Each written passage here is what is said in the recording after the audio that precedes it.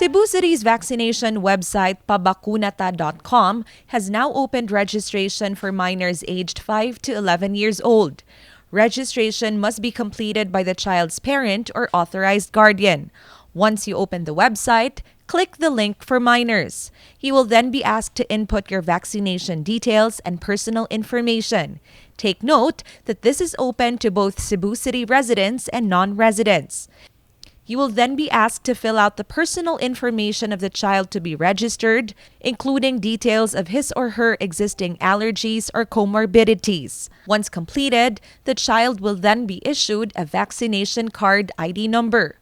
According to Cebu City Health Department Head Dr. 𝗪𝗓𝗧𝗬'𝗦, vaccination of kids in Cebu City will start shortly after this kicks off in the National Capital Region or NCR.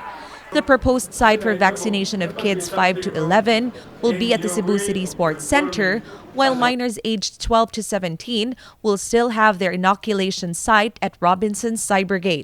𝗪𝗘𝗕𝗏 emphasized that only parents are allowed to accompany their children at the site, and they should bring with them proof such as the minor's birth or baptismal certificate. Should the parents be unavailable, guardians may accompany the minors as long as they can present a special power of attorney or barangay certificate to prove their guardianship. Importante kay nastanan nga magdala gyud sila nga importante sad no baon dadailang gyud baon ang iyong mga bata kay wa mangutak ibalo pa kung unsay pagi kay di man para sa mga dagko na nga inig bakuna mo taon lang kani mga bata o siguro magugud-gukod pataan ni kay manghilak ni ani pohon si bako no manang datan lang nato og mga pagkaon lang gyud ang atong mga kuan no mga pagdalag bulpen pod. 𝗪𝗏𝗧 has clarified that the vaccine is safe for kids and this will be given at a lower dose compared to the ones used for adults. Kunya ang dosage ani nila is not the same sa 12 to 17.2 instead of 0.3. Kunya lahi sad ang iyang sudlanan no katong pink tong pink naman orange ang iyang takob compared sa adult nga katong gray.